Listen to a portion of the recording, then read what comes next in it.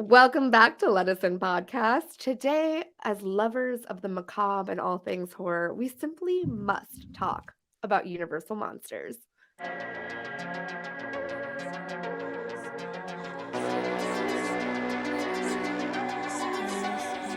I'm Justine, aka JustineUFF. I'm Emma, aka Emma of the Impact. I'm Crystal from Creepin It's Spooky. Usually, when you think about the main crew of Universal Monsters, right? You think the main crew, and the first movie from that main crew is 1931's Dracula. But we can't talk about Universal Monsters without talking about the grandpapa that is Lon Chaney Sr. And that's my first pick, Phantom of the Opera, 1925, where he's not sympathetic like the others. Is here inside your mind. Sorry. Which, for in case anybody watching, I think if anybody's watching us, they know it's not that one is not a musical. But Lon Chaney is the grandpapa. Sorry. It's okay. It's fine.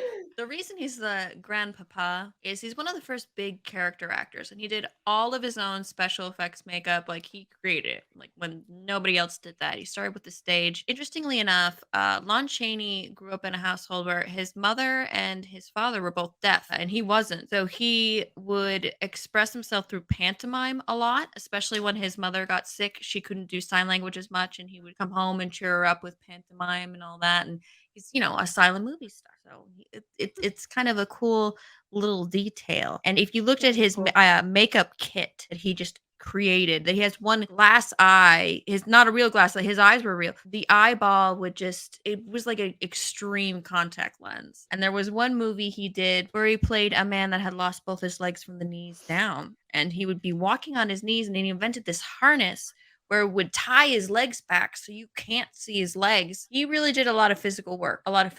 He was a great actor. And in the silent film era, when it comes to horror, I think he was a lot more subtle with his hands. Because a lot of silent film acting, there's a lot of hands acting, right? My dad was a big John Barrymore Sr. fan, and he's a bit more exaggerated. You see the John Barrymore Sr., but Lon Chaney had a subtlety. And there's two great moments in Phantom of the Opera. One of the best moments is when Christine is going to she reaches for his mask and takes it off, and it's this shocking look. It's actually pretty scary. There was actually a TikTok that was going viral where it's like, I'm not going to do it, I'm just thinking about it, where it was to the Phantom of the Opera. That was really cute. And then another great moment is at the end, because his monster, unlike a lot of our Universal monsters who are very sympathetic, he actually is a pretty bad dude. He's supposed to be. But the angry mob chases him outside, and he's by the river, and he stops, and then he picks up his hand like he's gonna throw something at them, and the whole crowd just moves back, and then he just slowly opens up his hand to show that he had nothing. He had nothing in his hand, and he got him. And that kind of is like a metaphor for all of Lon Chaney's roles. He, if you listen to Rick Baker or Tom Savini, they adore Lon Chaney. And Lon Chaney was the original choice that Lamley Jr. had for Dracula, but unfortunately, Lon Chaney passed away of lung cancer before he could play that part. It's really interesting, Emma, that you bring up some of that history. I just read that quote before we started filming, and it kind of made me tear up. And it all makes a lot more sense now with that historical context. And just to read the quote real quick so everybody knows what I'm talking about, because it did make me tear up, and I think it's a really important quote. He said, "I wanted to remind people that the lowest types of humanity may have within them the capacity for supreme self-sacrifice. The dwarfed, misshapen beggar of the streets may have the noblest ideals." And I think that's so touching, because I would not have expected that from someone in that era, to have that much awareness. But knowing that he came from a family with people who had disabilities, it just makes a lot more sense why he had that awareness and perspective. People who were considered other and not important or looked down upon. And I think that's so interesting, because they used that philosophy for all the Universal monsters later. The Chaney philosophy. I like that, the Chaney philosophy. And I think a lot of the horrors of the First World War were really affecting a lot of art. In Germany, the Cabinet of Dr. Caligari very expressionist, very dark. It was very much a political response to the First World War and against what was to come in Germany, actually. And when Cabinet Dr. Caligari came over here, there was a lot of protests because, we still felt salty against the Germans, understandably, right? Understandably. Understandably. It was a very dark film for what people were used to. And then in France, they had the Grand Guignol. I might be pronouncing that a little tan wrong, but it's the horror theater. They use real eyeballs sometimes. They wanted to find the ones that would bounce off. Taxidermy. That's Taxidermy crazy. eyes.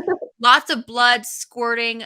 Guignol was actually the name of a Punch and Judy character. So it originally came off this puppet show. These are if you read the stories, that they were little short plays, they are super dark. They're darker than some of the horror movies we watch now. And the Grand Guignol did one time they went to New York and they performed, and Americans didn't respond as well as the French. But America's response to the horrors of the First World War was really started with the Universal monsters. 1931. Yeah. Frankenstein. I love this movie. Boris Karloff is incredible. He's got such a what's that word? What's that word?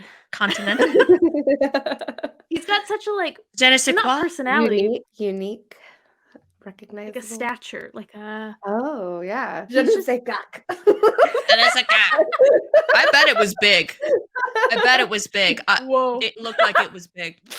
I love it when we do this. No, I'm not kidding. I would be shocked if it wasn't sizable. He's not that big of a dude. Personality. No, there's something about him. He's got like this coolness. Like he's got big dick energy. That's the word. He's commanding. He commands this Commanding. thing. That's the word I'm looking for. Boris Karloff Not is big dick commanding. energy. Not big D energy. I mean, we could go with that as well. I love it. Okay. This is Why gonna not? be fun to edit. I mean, you could keep Oh. all that in because that's all. I'm keeping all of it. Wonderful. Big D Commanding. energy. Boris Karloff. He's very commanding. So let's get back to that. He's very commanding. What was crazy is he was a very unknown actor during Frankenstein. He wasn't even invited to the premiere for the movie, which is baffling to me Horrifying. because Karloff is incredible. And he had been in a lot of roles before, not big roles, but he had been in like 60 movies or something. He had done a lot of stuff before Frankenstein, yeah. But he was still not as known as he is now, of course. The thing I love about Frankenstein is that, he's perceived to be this monstrous creature. But we end up sympathizing with him because he's not evil. Like he's really not. But the whole townsfolk, they think he's this awful creature. So I like that big it plays dumb with that. dog that keeps knocking Yes. stuff over on your table and knocking Yeah. your kid over and stuff. Yeah. Yeah. I have a Knocking big dumb his Doesn't dog. realize how big he Speaking is, of- My dog knocks my toddler over all the time. He's a big dumb Yeah. Rottweiler. He is a Frankenstein. I mean, we do have to say Frankenstein does toss a child into a lake, so He thinks she's gonna float like the he flowers. does. Honestly. So we're talking about our top 3 Universal Monster films in this episode. And the reason why Frankenstein did not make my top 3 is simply because of that scene. I struggle with child death, That's with it. fair. I cannot unthink about it. And so the minute I see that scene, I'm just done. I can't Boris get with Karloff that regretted film. doing that scene. He really regretted it. Really? But it was It's cut out of the fun. original. He did. He was a very sensitive guy. Very Yeah. sensitive, and his daughter has done a lot of interviews where she said he really regretted it. It was more of a feel James that. Whale decision. James Whale was very ballsy, so Very Mm. ballsy. very ballsy guy. So He there's an actually had Big D. yeah, big gay D. He had a lot of confidence.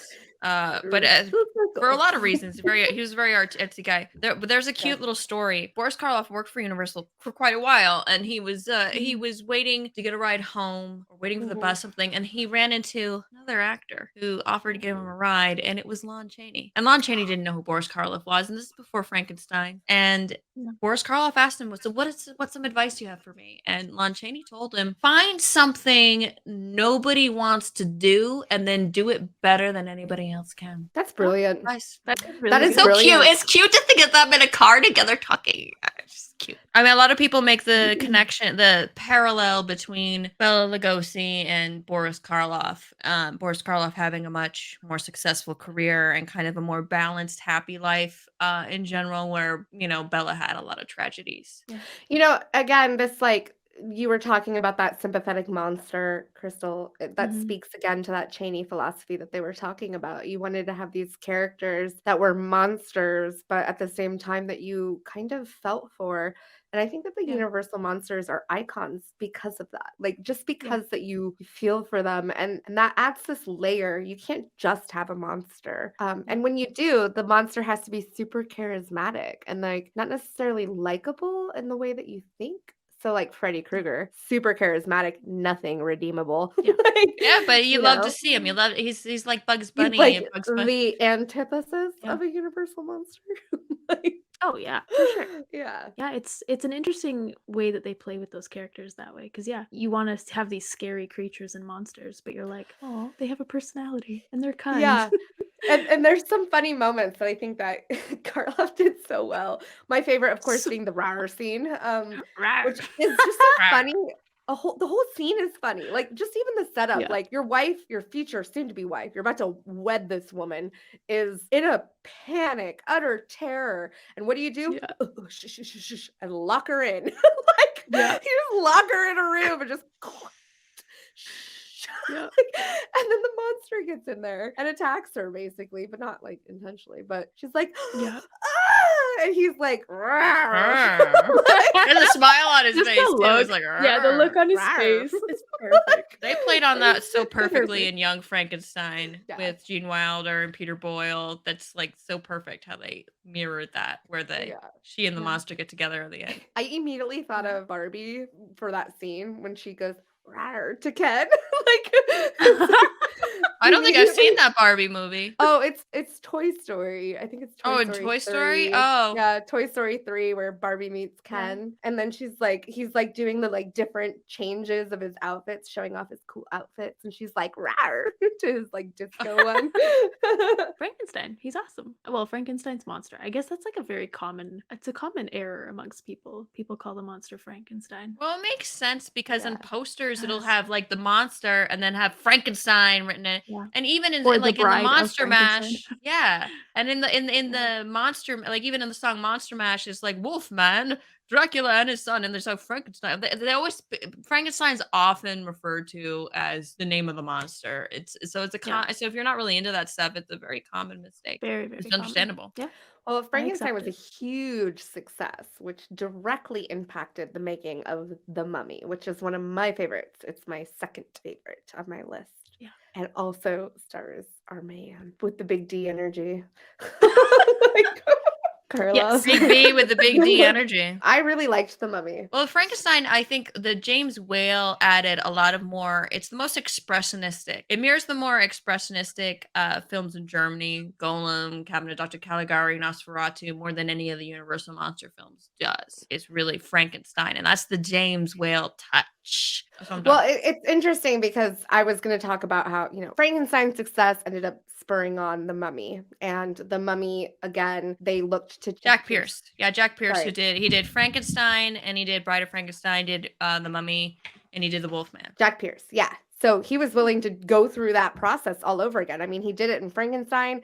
So of course they brought him back for The Mummy, which I think is such an interesting, again, film. I love the story. It's still like Very it has romantic. that, yeah, it is very romantic. And I feel Mhm. like the damsel in distress situation going on in that movie is a little bit more forgivable because it feels like a lot of it is still her choice and people are just letting her do things. And I found that Yeah. really refreshing after the Frankenstein movie because, again, I watched all of these. Watching a girl get locked up in a room for being upset about something to them watching a girl just do what she wants and make her own decisions and still be upset but want to protect her but also let her do what she wants. It was refreshing to see. And I really like Yeah. that. And she's also really gorgeous. Like she's nice. Like I don't want to say she's nice to look at. Like Ain't she a she's- picture? Ain't she a picture? yeah, it's Zeta Johann. Oh, the Johann. Yeah, Zeta Johann. She's got like a really beautiful face. Like it's interesting. It's got that classic like 1920s, 1930s look, like almost a Betty Boop face. Yeah. Like she does play a Noxuna Moon's like reincarnation. Did you guys feel like when you rewatched this that she should have just got with the mummy? Oh yeah, Like, totally. Because Definitely. that's Totally. It feels weird felt. when she doesn't. does. It did, yeah. And we really don't. The mummy, Karloff as the mummy, wasn't in it as the mummy a lot. It was more Karloff because after going through Frankenstein, and that mummy makeup took a long time. Long Oh, time. yeah. He didn't want to do that makeup as much as he had done for Frankenstein. Fair enough. So that's why he's really Yeah. more Karloff through it all. A little wrinkly And around the mouth, but yeah. Yeah, his skin's a little bit. Well, I think that might be just his face. maybe. But It was but the you're older right. gentleman. He's very much He a got mad human, snatched and though. he's Oh my also god, he not had so like many girlfriends. I'm not kidding. I He did. believe it. I Oh believe my it. god, and wives. That Oh big my dick god. energy. Big D. That's another The reason. big- It totally was a sizable one. No We're, way it we're throwing wasn't. it out there now. Confirmed here first. Let us in podcast. Karloff had a big dick. I will eat my guitar if someone can prove me wrong. I will eat it live. So rewatching The Mummy, I did feel like The Mummy in this film versus its very beloved and well-known 96 remake, that he's not such a bad guy. You know He's what more I of a mean? bad Like, guy when in the remake. I don't feel Yeah. much for Imhotep in the remake. exactly. Yeah, exactly. That's exactly This what is I'm all saying. about Like, I Brendan feel like Fraser. in There's the no Brendan original, Fraser in the I was like, original. girl, go be with your man. Like, you guys spanned decades, centuries to be with each other, and you felt Yeah. it. Like, I never felt her energy more than when she was desiring to be with him. And so when she wasn't with him and got scared at the end because he was going to kill her to be with him, like, I was like, that bitch. It felt like a rewrite. It probably it's probably there's also it's also the Hays Yeah. Code, because the Hays Code, like we think of the big things with the Hays Code, like we can't show anything too sexual or anything that's too sacrilegious, but there was also a thing in the Hays Code where anybody that was the villain or perceived villain had to be punished at the end. That had to be in there. It Yeah. had to be. They had to be punished in some way. They couldn't get the You know love what? interest. Villains couldn't with the Hays Code. Villains couldn't win I'm at the saying end. it right now. Karen Kusama, I know that they did you dirty with that Dracula one recently, but if you could just redo The Mummy and make it so that Natsunamun and Imhotep just are together at the end, We'd love it. it would gratify me so much. Like, I want it. I And give want a that love cameo at story. least to Brendan Fraser. Yeah. Hey, that they're code that you were just talking about, did The Hays they Code. was that the same code? Because in Frankenstein, there's a scene where he's supposed to be stabbed with a needle to get like to make him pass out or whatever, but they can't show it because of some like rule that they had. Was that the Yeah, same it's code? the Hays Code, which started in 1934. So it was a little bit with Frankenstein. It was a little bit before the actual Hays Code, but it was starting to become in place with I think it's the Catholic Council of Decency. Not kidding. Okay, And then the guy so the Hays was the postmaster general. What happened was that studios were worried that the government was going to decide what was to be censored, so they created their own censorship so the government wouldn't step in. But the guy that was really reviewing everything was a guy named Joe Breen, and not the brightest bulb in the bunch. That's why there's so much Yeah. delicious subtext that still reaches in through things. Okay, so speaking of subtext, Frankenstein had quite a lot of subtext. I would say a little homosexual subtext that I love. And then you move into The Mummy, which I think had a lot of like female sexual prowess that was very like pushed down. Like women have desire. Go figure. We have desire. And I felt that in The Mummy a lot. Like her desire. There's a sexual letting her energy there. There's a give little bit herself of the like desire. pre-orgasmo kind of stuff in there. It's an Yeah, atmosphere. it was like hardcore edging, that whole film. Yeah, Yes, that's the hardcore way to put edging. it. Exactly. Yep. And that is probably why I was so disappointed with the fact that she doesn't go with Correct How are me you if gonna do I'm that wrong, to me? audience, but I feel like with the Universal monsters, I could be wrong. I feel like Could be right. theys and women tend to like the mummy more so than cis men. Correct me if I'm wrong. The they, them, I the wonder. femmes tend to like the mummy more, the original mummy, more than cis men tend to. And I could be wrong. wonder. It could just be the crowds I'm around, It but could I be. feel I mean, like we all live in somewhat of an echo chamber, but I would gather I'm that just you're curious on probably people's onto something opinions. there. So if you're a fan of the Mummy, however you identify, let us know. I want to know. I want to know because it's different. It's an outlier in the Universal Mm. monsters. It's not a lot of people's favorite. So I'm curious. I am a bisexual woman, so perhaps that's why I really like The Mummy. But it did feel like very unsatisfactory ending. It did. Yeah, Like I really feel. I don't know for a fact, but it really feels like that's just the Hays Code. Interesting. assholes. That Hays Code. Them Hays Code.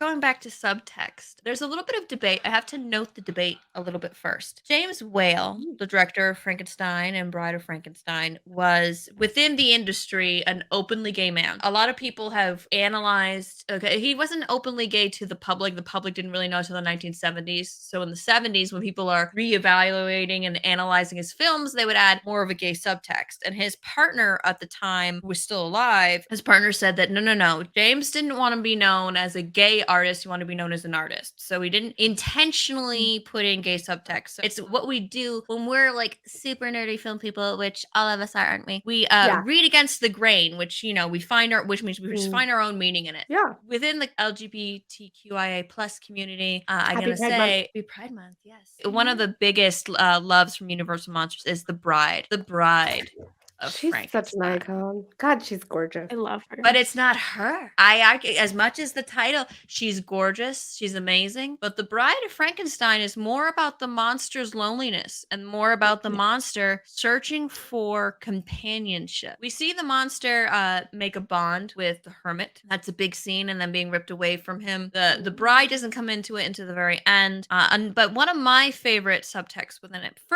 At first, he seems like a typical queer-coded villain, but I argue he's not the villain at all. And that's one of my absolute favorite Universal monster character, Dr. Pretorius. Pretorius. Sorry, Dr. Pretorius. He is coded as a gay man. But he also is coded as the Mephistopheles to Dr. Frankenstein's Faust. He rips him away from his marriage bed, saying, I know your desires. I know you want to create life with me. Two men creating life. I know that your desires are sexual. You're not sexual. You're scientific. I know your scientific ambitions. And there's a scene. There is a Freudian scene. slip.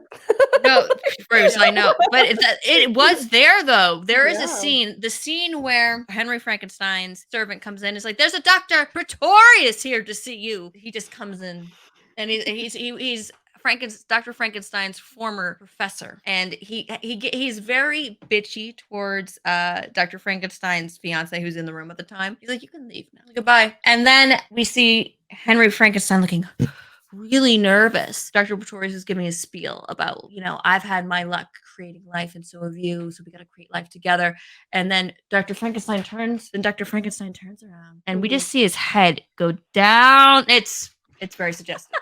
Extremely suggestive. If you watch that scene, it is extremely suggestive. I doubt it was unintentional. I tell you what, if y'all thought the vampires episode was gonna be thirsty, you didn't know. You didn't know that we would turn the Universal Monsters episode into the thirstiest. Like, There I'm are not- theories that Colin Clive was homosexual, but then there are also people that say he wasn't. But it doesn't matter. But the actor who played It Dr. doesn't matter, man. It's sexual.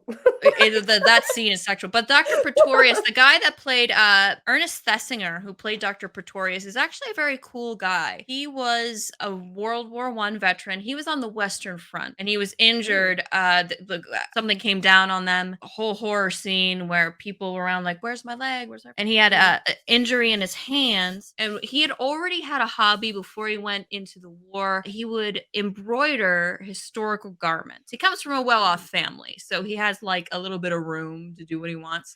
Good for him. But he started an embroidery for disabled veterans to give veterans mental health thing to do and also jobs. And he started this whole organization with it. Like embroidery was his thing. And people like and people were critical of it. Like, isn't that a effeminate, and he was more modern minded, and he's like, it's not masculine or effeminate, it's thing some people enjoy doing. Mhm.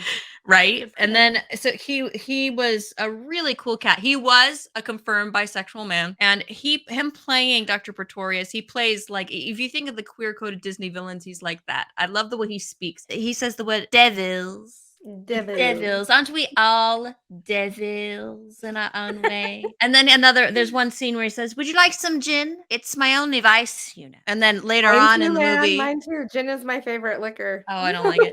But then Too. later on, he's smoking cigars, and the monster comes in. He's like, "Smoke," and he's like, "Oh, you want a cigar? It's my only vice, you know." Like, he is my favorite character, and he's also my favorite character because he knows, like, you know, we see Henry Frankenstein battling with the failure of his experiment with the monster, and kind of battling with his scientific or sexual ambitions. And then we see the monster longing for companionship, longing to be understood. But Dr. Pretorius is the character that, I know society doesn't like me, but I like me. I think I'm pretty great. I'm going to do exactly what I want and be exactly who I want to be. Yeah. He gets a little forceful. He does kidnap Dr. Frankenstein's fiance, but she doesn't get hurt. She's totally fine. Totally fine. I mean, Totally it's just a fine. little- Totally fine. She's totally a fine. little kidnapping. A little bit kidnapping kidnapped, you. a little bit kidnapped. But there is a scene I love that really describes Dr. Pretorius well. He's in a crypt, Dr. Pretorius, and he has a little picnic on top of a coffin, and there's a skull in the middle, and he's just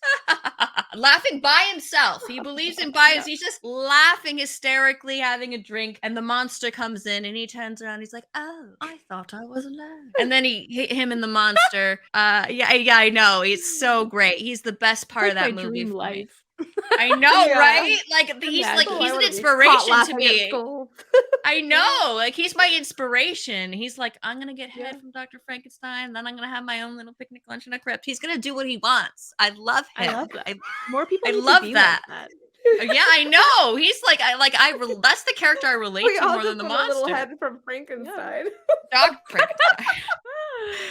But he's so then him, and that's also a very meaningful scene when it comes to the meaning of the monster, where Dr. Pretorius he's meeting the monster for the first time in this scene, and he says, "Do you know who you are, what you are, who made you? Do you know who Dr. Frankenstein is?" He's like, "Yes, he made me from the dead. Me long to be dead." You know, like he misses being dead, and he's self-aware of what and who he is. He's like, "So what if you think we ask him to make another?" He's like, "Another friend for me?" He's like, "Yeah." So that the idea of the bride. He's very obsessive with his ambitions, Dr. Pretorius. He just knows what he wants. But I think the movie it's smarter. It's really a dark comedy more than it is a very horror funny. movie. It's very much a dark comedy. That's what James Whale wanted to bring. So much of it To it. inspired Rocky Horror, right? I mean, Oh yeah. you could Oh just see yeah. it, like Creature of the night. Touch me. I wanna be totally. Yeah. But that's the only thing that James Whale's partner said that he thinks that was intentional that James Whale brought in was his sense of camp. James Whale loved camp. He loved bringing it to his films. Besides its exploration of loneliness, companionship, is the camp. This is the gay subtext. Dr. Pretorius. I love that movie so much. It's the best one So- of the universes for me. yeah, and that's on It's your so that's good. your second or No, it's my third number favorite. one. My It's number your one. number one, Emma. It's Crystal's third Yeah, favorite. but it's so close to Frankenstein for me. Like, I Yeah. think Bride of Frankenstein has moments that honestly are done so much better. It's so ahead of its Mhm. time. Like, it's fantastic. There's a lot to take from that one again. I think that There's a is great overlooked. article by Gaily Dreadful that he wrote called you can just search for it. It'll show right up. He wrote "We Don't Belong Dead" because that's the end of how the movie ends, where the monster lets it so Dr. Frankenstein and his bride can escape. He's like, "Go," and then he looks at Dr. Pretorius, says, "We belong dead," and then he sets off the bomb. I'm not quite sure. I can't remember exactly what, but the whole lab explodes with Dr. Pretorius. The bride that rejected Frankenstein and Frankenstein, because as much as you can manufacture life, you can't manufacture love. You cannot. Right after The Bride of Frankenstein in 1941, which isn't right after in today's speed, but in Universal Monster film development back then, this was right after. after. The Wolfman in 1941. It wasn't the first werewolf movie, but it was, I think, the like real kickoff point for werewolf movies. The most prominent one, yeah. Yeah. It had a well-known actor, Lon Chaney Jr. So something I loved about the Wolfman was, again, you had a sympathetic character, but I also loved that like they kind of normalized voyeurism in this movie. Very like it was I don't know. I thought it was really funny how like it was just this thing that happened to the movie. Like it was going to tea. Like, Yeah. oh, I have this. Oh, it's time to telescope go and I've peek been in on watching somebody, you. and then when it's got Oh, time to you've go been take a peek. watching me. I better draw my shutters. No, don't do that. Yeah. Like, so I thought that was really funny to see, like, go back and watch these movies. There's so much humor in them just because of the times have changed. There is. But that part always makes me crack up because he loved her and he fell in love with her, spying on her. And she was just like, Yeah. oh, okay. Like, it Hey, was like if a she's voyeur and into it- exhibitionist just met. Like, Yeah. and fell in love. It's like light Um, stalking, no big deal. No big deal, no biggie. Yeah. Everyone knows Just we're would throw joking. that in the dialogue. Like, 'cause it's normal. But I loved the character. I love the Wolf Man. I think that his makeup is really cool and the set is beautiful, the spooky atmosphere. It's something that's super iconic. You see it so much in other films. It's always in the background of movies. I mean, we talked about this a little bit in our werewolf episode. I already talked about the Wolfman, yeah, in the werewolf episode we did. So, Mhm. but you're right. Like the whole setting for that movie with the foggy forest with the backlights and like it's such an iconic scene and it's so beautiful. And as you said, it's Mhm. used a lot. Like they've Well, utilized a lot everything of about different that stuff. film, like we try Oh, to yeah. recreate every Halloween. Like everybody is trying to recreate that foggy, like Always. atmosphere with the lighting under the fog and iconic. It's beautiful. But the character himself, Emma, you wanted to kind of bring up that more of that sympathetic nature. That's what I love about werewolf movies is when they're tortured. Like he's cursed. He gets bitten. He has the curse. What I love about Larry Talbot is I love that he's so tortured. I mean, he's sweet. You feel for him. He doesn't love killing. It kind of isn't even his fault. He's a sweet guy. And Lon Chaney Jr. has these puppy dog eyes. He always looks Oh, sad. He yeah. has like these big, I don't know if they were brown, but because it's in black and white, big what look like brown eyes. And you even see him tortured in my second favorite Universal monster movie, Abbott and Costello Meet Frankenstein. Even in that one, he's the good guy. The plot of that one, which let's say it's canon. Let's say it's a canon plot there. Is it canon? It's like canon, I'm gonna say it. Controversial, I know. Controversial. It's canon. So the whole plot of that movie, Abbott and Costello, they ship things, whatever. They ship big deliveries and such. But Dracula is the big villain. Bela Lugosi, as Dracula again, plays the big villain. Bela Lugosi. He plays Dracula's Yeah. big plan is to be able to hypnotize Frankenstein's monster to get him to do his bidding, and then they'll do like Yeah. evil stuff. Rule Larry the Talbot world. rule the world. Ugh. And Larry Talbot, the Wolfman, knows about Dracula's plot and is trying to stop it. And Abbott and Costello, of course, help him. And then at the end, Vincent Price has a voice cameo as the Invisible Man, even though that movie never happened. Even though Abbott and Costello met multiple monsters and they also met Captain Kidd, they never met the Invisible Man, which is kind of funny to me. They never met the Invisible Man. Huh. But you could see how tortured he is, and they make him the good guy in that movie. And Mhm. even though my dad was a big monster kid, he did not Mhm. like Young Frankenstein because it didn't take the monsters serious. I still think Young Frankenstein's fantastic. I love Mel Brooks. But he is right that Abbott and Costello, as goofy as it is, it does treat all of the monsters very seriously. They're still monsters. They're not goofy. They are the characters that they were in the movie. It highlights That's their why I love it. iconography, if anything. It does. I feel like it cements it. Yeah. So that's why totally. I love Abbott and Costello. So it's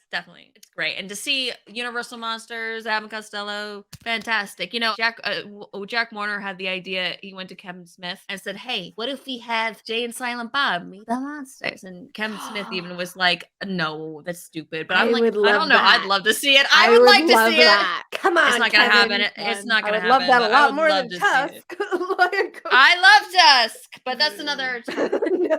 That's another topic. I'm pretty sure the Abbott and Costello movie was the first movie of the Universal monsters that showed Bela Lugosi actually turning into a bat on screen. So cool. I didn't That's my know fun that. little fact. I think that's the movie. Correct me if I'm wrong in the comments, but pretty sure that Get was that her. one. Get her. Get me if I'm wrong. Get Don't her. come for me too hard. I don't know. I'm saying I don't know. This is my and Crystal's number one favorite creature Number from one. the Black Lagoon. And this one is Show so your shirt. far Show the shirt. away I don't from have Amazon. This one's so far from the other ones. Like this is 1954. We're way Yeah. away from the other classic Universal monsters by like a decade. It's my favorite. I love this too. one so much. And This movie's again, with a stunning. lot of sexual subtext. But also, I mean, we had the gorgeous Julie Adams, and she Beautiful. rocks this very scandalous bathing suit. That white bathing that white suit. bathing on suit. it. Yeah. That white bathing suit. Stunning. And one of my favorite scenes in cinema of like all time was that underwater scene of them Yep. swimming in sync together, which is 100% supposed to imply sex. This film, Just like made Dr. up- Pretorius and Henry Frankenstein. That was a BJ. Yes. No one can tell me otherwise. It was a BJ. No one can tell me otherwise either. In fact, a lot of the cast have come out and outright said that this scene of them swimming together was supposed to simulate a sex scene. Like it was 100% this romantic intertwining going on in water. And Yeah. this Julie Adams agreed with inspired that, and films she like was The Shape she of was Water. when they shot it. Yeah. She was totally cool with it. And Oh yeah. it's such an interesting film because I'm typically really afraid of water, like the ocean. Jaws terrified me. This one doesn't scare me. It just feels so More like a river. well, yeah, Lagoon. yeah. It is a river. It's supposed to be like what, the Amazon or something? The I don't Amazon, even yeah. know. The Amazon, but it still has this implication that it's like a water creature, which happens. I always think of Jaws when I think of like terrifying, scary water creatures. Oh yeah. This one, he's not scary to me. He's a curious creature, and there's nothing scary about him until he kills people in a tent, which I think kind of deserved it. I do think they Oh, yeah. deserved it. I think he's a sweet creature. He's just curious, and he's got like a bunch of people who are just looking for fame and trying to discover stuff, who are intruding on his territory and then misunderstand him and his intentions. Reminds me of Yeah, King they kind Kong. of catch him off guard. Yeah. Yeah, like King Kong. It does. It reminds me of King Kong. He's just living in their natural habitat, living their lives, and Yeah. people come Yeah. and bother them. Breaks Yeah. their hearts too. They get their hearts broken as well, both of them.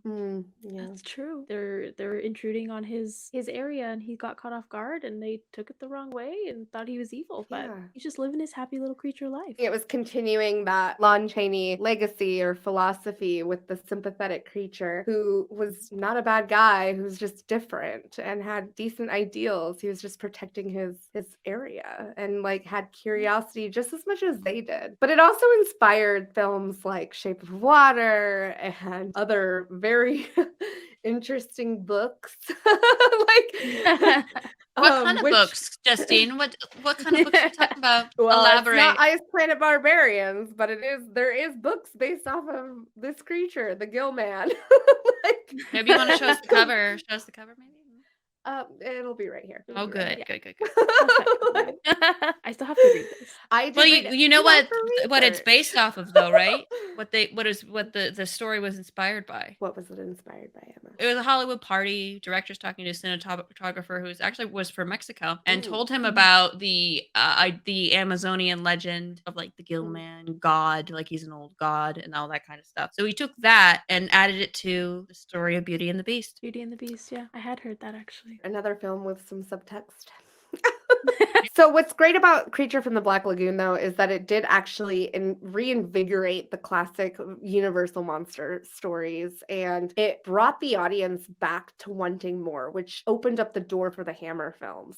It came out in a time where the audience was the audience was aging out of Universal monsters, and Creature from the Black Lagoon basically brought Universal monsters to a new generation, and that generation opened the door for Hammer films. So yeah, That's it interesting. kind of reinvigorated the genre of classic Universal monsters. And the Hammer films, I think, are fantastic reboots of a lot of those classic monsters. They're some of my favorite Oh, yeah. reboots of the Hammer flicks. The first one was Curse of Frankenstein, which it's very, very dark compared to the original Frankenstein because they couldn't have it because of copyright. They couldn't have it be anything too similar to the Universal one, so because Universal was like Yeah. ready to sue. So it's very different. The monster's very violent. He's not sympathetic. Frankenstein basically not feeds literally, but sends people to be murdered by his monster. It's very dark, and that's one Yeah. of the first. If we want to do some history of gore, there's a one particular scene, and this is before Blood Feast came out. Before Blood Feast, before Psycho. It's when Christopher Lee as the monster is shot in the eye, and he's holding his eye and he's walking towards the character, and then he releases it, and you see that very famous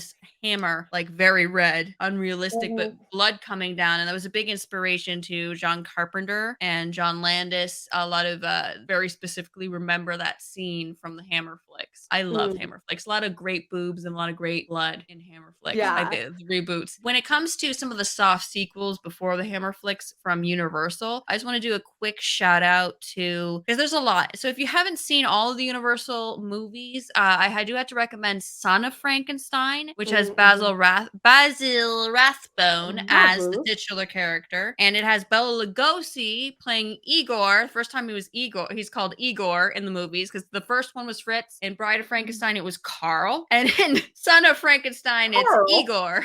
It's Carl. It's Carl. Igor, and I think that's one of Bela Lugosi's best roles, actually. And then Daughter of Dracula is one of the first, if not the first, lesbian vampire films in a way that is actually very positive, in a way that is actually very realistic, not exploitive.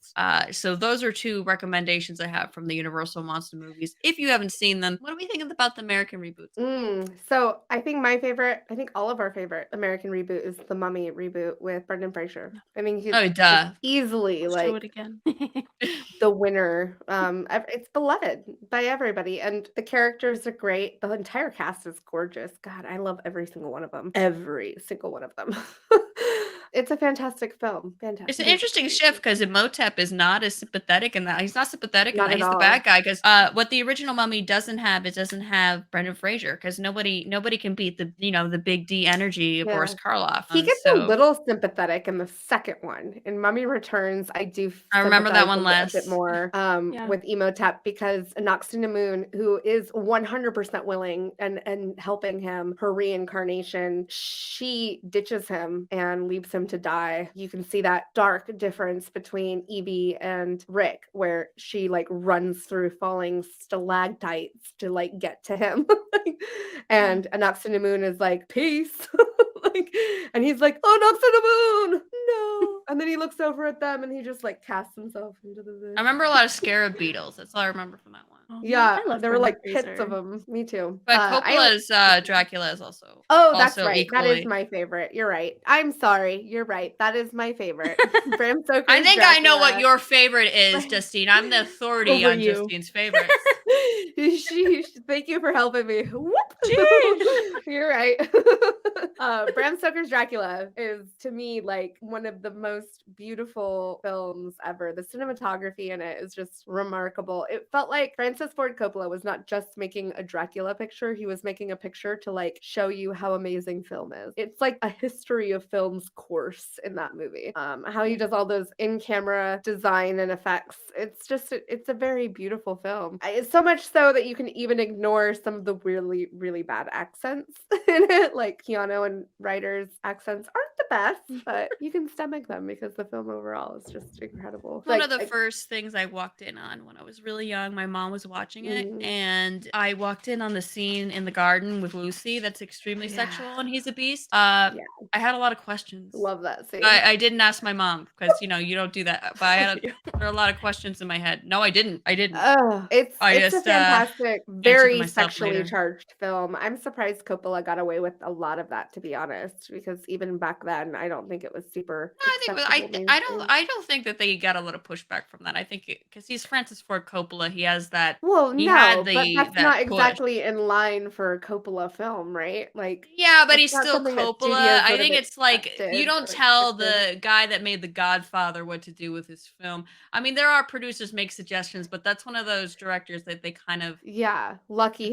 depends. I mean, because I think that the film is one of those films that a lot of people who love cinematography and film adore just because of how it was created. But again, it's also just a fantastic story. Gary Oldman makes me feel things in that film. A lot of things. A lot of things. I Like, like Gary Oldman, but I didn't feel anything in that one. I didn't get any vibes from him in oh, that one. Although I do think no, it's that's cool one that of the Tom most Waits plays romantic, Renfield. pining films. I've never felt so much pining and desire and anger and frustration like he emotes in that first scene when she's dead and he discovers her. The way that he like acts out that whole scene and just turns to the darkness and drinks the blood, like every bit of that moment was so intense that it made their later scenes together that are much more sexual, where Winona's character is much more in the desiring. She's the desirer and he's the desiree, right? Yeah. What are those words? She's feeling amorous. That She's works. feeling more. She's the one Yeah, feeling it. like she's the one feeling that pining and that intense desire, whereas he's more like kind of hesitant because he feels like he's a monster now and he doesn't deserve her now, but he still You do wants not her. see And they me. both give in to each other, and it's just so intense and romantic. I loved it. I loved every bit of it. Ayoko It- Ishioka. She did The Cell too. I love that movie. In fact, you could see in the armor that he wears as Count Vlad Dracula, he wears this very striated red armor, and it's exactly the same look and feel as the suits that they wear in The Cell, which is the other film that she did. Yeah, she's fantastic. The costume design in Dracula is literally one of the best parts besides the filmography. Like their outfits, there were moments when I was growing like younger watching this movie that I thought that Gary Oldman looked so silly. Like his like big like round hair. white hair and like the Yeah. top I hat with love the, like, that look. spiral curls and stuff. I'm talking about when I was younger. When I was younger, I thought they looked ridiculous. Yeah. I was like, he looks so silly. Like it was like a giant brain. Would you believe Like that's the first movie she did costumes for? She was a graphic designer. That's the first time she did costumes. that's Francis Ford incredible Coppola, because so much of it was just on point. Like stunning. yeah. Francis Ford The Coppola saw that Bride. she could do it. He knew. You know, I The think Bride. Lucy's costumes are my favorite. Lucy's, so the red dress Lucy's and are then great, That but red the Lucy's are my Bride. favorites. Do you remember the bride's costumes with the like white and the like jewels everywhere? Yeah. Like, Those are beautiful oh too. God, they looked so beautiful. I love the way they moved and they moved as a unit. Yeah. Yeah. Oh, and they did like some pretty cool like contortionist moments where like a girl was like walking away and another girl was like hanging off of her upside down. Like it was really cool. Also, one of the scariest moments. That's where they like eat a baby. That's not cool. I thought it But was cool when Tom Waits ate the spider. that is cool. I love Tom Oh, Waits. I love they seeing him take in his movies. spiders away. Do you remember that part? They like take Yeah. his spiders away. I and need he's like, a lives for the spider. I need a master. spider. He's like, you're eating flies. Flies? I eat flies? Why eat flies when I can have spiders? Like, These lives for the master. juicy spider. Going on as I also me.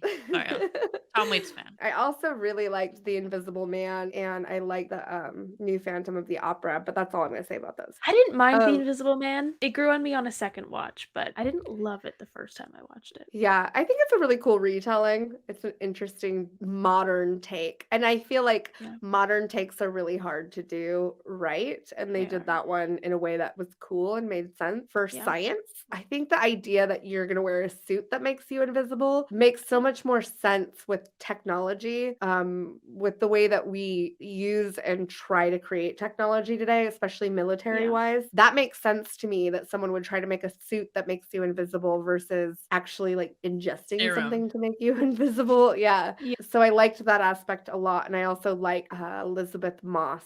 Her performance, just amazing. interesting. She did do a good job. If you guys like these types of discussions and you want to hear more about our takes on some of this subtext or other takes on Universal monsters, we have a Discord. So hop in it. Come join us. Come have some of these conversations offline. Check out our Discord. That'll be linked below. Now let's talk about what our favorite monsters were. Emma, who is your favorite Universal monster? I'm gonna cheat. I have one overall favorite. It's always Dr. Pretorius. He's my favorite, even though I argue he's not the villain. Dr. Pretorius is my favorite character out of all of them. I prefer him to the monster, Fred Frankenstein's monster. I prefer him to Dracula. He's the best. No one comes close to how much I see myself in Dr. Pretorius. And then he's my favorite too. That sounds very. He's so cool. Dr. Pretorius. That's fair. Fair. He's so cool. Crystal. My we have the favorite same, is- so I'm gonna let you talk. Yeah. It's the Gill Man from Creature from the Black Lagoon.